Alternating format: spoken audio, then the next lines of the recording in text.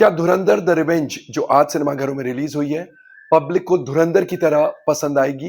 Hello friends, नमस्कार and welcome to Komal Naat official. इस वीडियो में हम रिव्यू करने जा रहे हैं आज सिनेमाघरों में रिलीज हुई फिल्म धुरंधर द रिवेंज को।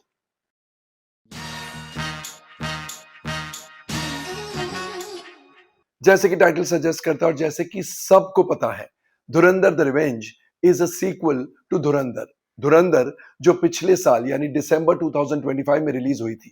धुरंधर द रिवेंज शुरू होती है जहां धुरंधर खत्म हुई थी। आपको याद है, ये पाकिस्तानी टेररिज्म की कहानी है। पाकिस्तानी टेररिस्ट कैसे सोचते हैं इंडिया पर हमला करने के लिए, इंडिया पर टेररिज्म फैलाने के लिए, वो सब बताया गया था। और उस फिल्म में यानी धुरंधर पार्ट 1 में अंडरवर्ल्ड डॉन रहमान डकैत प्लेड बाय अक्षय खन्ना, उनका खात्मा हुआ था। अब इंडियन अंडरकवर एजेंट जसकीरत, जिनका नाम हमजा है, वो ठान लेते हैं कि टेररिज्म को, जो इंडिया के अगेंस्ट टेररिज्म करते हैं पाकिस्तानी टेररिस्ट, उसका खात्मा कर देंगे, उसको बिल्कुल खत्म कर देंगे और टेररिस्ट को भी डिस्ट्रॉय कर देंगे। तो how he carries out his plan with the help of the IB and with his assistance, वो क्रक्स ऑफ द स्टोरी है। सारांश में ये कहानी है। आइए सबसे पहले डाइसेक्ट करते हैं, या यूं कहिए एनालाइज करते हैं इस फिल्म के स्क्रिप्ट को, कथा, पटकथा और संवादों को। पार्ट 1 की तरह फिल्म की कहानी आदित्य धर ने लिखी है, जो कि इस फिल्म के डायरेक्टर भी है। फिल्म का स्क्रीन प्ले भी आदित्य धर का है, with additional screenplay by Shiv Kumar B Panicker and Ojas Gautam. और फिल्म के डायलॉग्स आदित्य धर के ही है। तो कहानी right from the word go audience को सक इन कर देती है।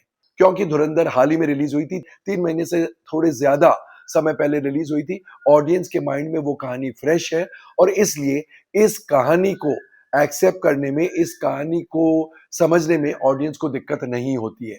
The story as it is very interesting and audience को एब्सोल्युटली पुल इन कर देती है जब ड्रामा शुरू होता है। Right from the word go audience को समझ में आ जाता है कि क्या कहने की कोशिश कर रहे हैं। स्क्रीन प्ले आदित्य धर का with additional screenplay by Shiv Kumar V. Panikkar and Ojas Gautam is fantastic. एक तो वो बहुत फास्ट पेस्ड है और सेकेंडली इतना इंटेलिजेंटली लिखा गया है कि ऑडियंस की आंखें खुली की खुली रह जाती है। अंदर की बातें, पॉलिटिकल सिनेरियो, पॉलिटिशियंस ने कुछ डिसीजंस, कुछ निर्णय क्यों लिए थे, कैसे लिए थे, ये सब बातें इतनी गहराई में समझाई गई है और इतनी आसानी से समझाई गई है कि ऑडियंस का दिल बाग बाग हो जाता है। हाँ, पहला 1 घंटा of the almost 4 hour long drama, पहला 1 घंटा कंफ्यूजिंग है, खासकर इसलिए क्योंकि कई ऑडियंस को समझ में नहीं आता है कि कौन सा किरदार किस साइड में है, पाकिस्तानी साइड में है कि इंडियन आईबी की साइड में है। ये बात कम समझ में आती है, लेकिन ऐसा नहीं है कि इस कमी की वजह से ऑडियंस ऑफ ट्रैक हो जाती, ऑफ ट्रैक कतई नहीं होती है। मोटा मोटी ऑडियंस को हर बात समझ में आ जाती है और इसलिए enjoyment level, involvement level, engagement level कम नहीं होता है। कम होता भी है तो थोड़ा बहुत कम होता है, लेकिन पहले 1 घंटे के बाद इतना फास्ट पेस स्क्रीन प्ले है और कंफ्यूजन ना के बराबर है, इसलिए ऑडियंस कंप्लीटली ड्रामा के साथ हो जाती है और ऐसे लगता है कि ऑडियंस की आंखों के सामने ड्रामा अनफोल्ड हो रहा है, या यूं कहिए ऑडियंस उस ड्रामा का हिस्सा है और इसलिए ऑडियंस को और भी ज्यादा आनंद महसूस होता है। एक इंपॉर्टेंट बात स्क्रीन प्ले की यह है कि जो कई सारे इंपॉर्टेंट डिसीजंस मोदी गवर्नमेंट ने लिए हैं कुछ पिछले सालों में, उन डिसीजंस को नैरेटिव में ऐसे पिरोया गया है कि आपको लगता है वाह, मजा आ गया। उन डिसीजंस को लेने का कारण क्या था, उन डिसीजंस ने क्यों जनता को इंपैक्ट किया, किस तरह इंपैक्ट किया, ये सारी बातें नैरेटिव में ऐसे पिरोई गई है कि आपकी आंखें खुली की खुली रह जाती है और आपको बहुत मजा आता है। Specially the politically inclined classes and masses, जिनकी संख्या आज के दिन में बहुत बहुत ज्यादा है, उन्हें बहुत मजा आएगा because they will understand why the Modi government took some decisions and how it was good for the people of India. तो ये सारी बातें इतने समझदारी से नैरेटिव में इंक्लूड की गई है कि ऑडियंस को बहुत खुशी महसूस होती है। प्लस जो पेट्रियोटिज्म की भावना ऑडियंस के दिलों में जागरूक होती है, ड्रामा को अनफोल्ड होते हुए देखकर उसका तो कोई मुकाबला ही नहीं। ऐसे सीन्स पर इतनी तालियां और सीटियां बजती है कि आपका दिल बाग बाग हो जाता है। For instance, demonetisation of 500 and 1000 rupee notes जो मोदी गवर्नमेंट ने किया था 2016 में, वो किस लिए किया था? इस प्रकार से समझाया गया है कि ऑडियंस तालियां और सीटियां बजाते थकेगी नहीं उस सीन में। ऐसे कई सारे सीन्स हैं जिनमें ऑडियंस को एक पेट्रियोटिज्म वाली भावना महसूस होती है, फीलिंग महसूस होती है, सीना गर्व से चौड़ा हो जाता है और तालियां और सीटियां इस प्रकार के सीन्स में बजेगी ही बजेगी। कहने का मतलब है कि screen play after the initial 1 our is so outstanding, so fast paced कि ऑडियंस को, पब्लिक को मजा आ जाता है। ड्रामा का लास्ट करीब आधा घंटा, which is pretty much the climax of the drama, वो इतना फास्ट पेस्ड और इतना एक्साइटिंग, इतना थ्रिलिंग, इतना एंगेजिंग है कि ऑडियंस का पैसा उस आधे घंटे में ही वसूल हो जाता है। कहने का मतलब है कि the initial 3 hours and 10 or 15 minutes is bonus because the climax itself is पैसा वसूल। डायलॉग्स आदित्य धर के हैं एंड सीधे जाके दिल को लगते हैं। डायलॉग्स बेहतरीन है एंड बहुत सारे देशभक्ति वाले डायलॉग्स है, बहुत सारे डायलॉग्स है जहां पर पाकिस्तान की धज्जियां उड़ाई जाती है। उन डायलॉग्स में एंड देशभक्ति वाले डायलॉग्स में ऑडियंस का दिल खुशी से झूम उठता है एंड तालियां और सीटियां कई बार सुनने को मिलती है डायलॉग्स पर।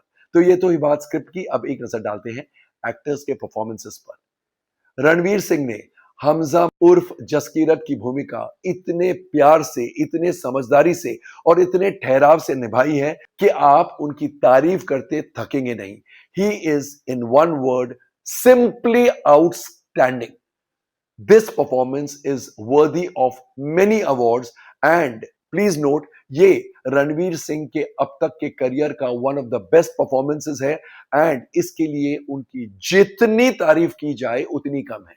कहने का मतलब है that he has excelled himself, he has done such a swell job कि ताजुब नहीं होगा अगर उन्हें हॉलीवुड से भी अब ऑफर्स मिलना शुरू हो जाएंगे एंड ठोस and very substantive offers मिलेंगे because he has delivered like few could have delivered.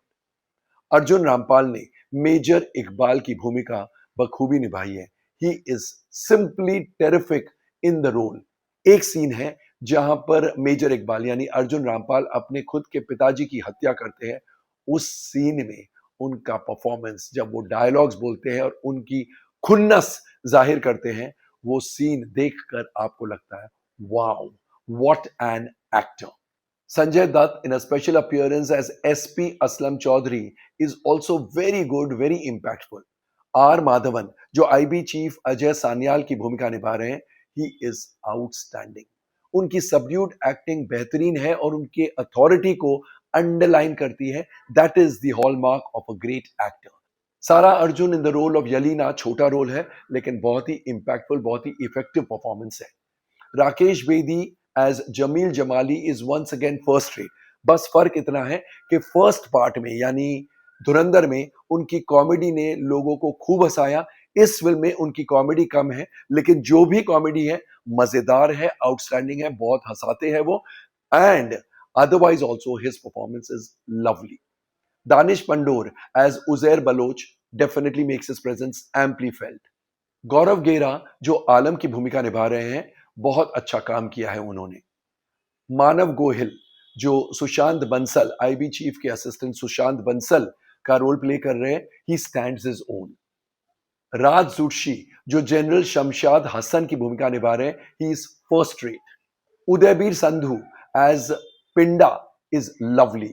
Suvinder Pal जो मेजर इकबाल के पिताजी ब्रिगेडियर जहांगीर की भूमिका निभा रहे हैं, he is simply extra ordinary.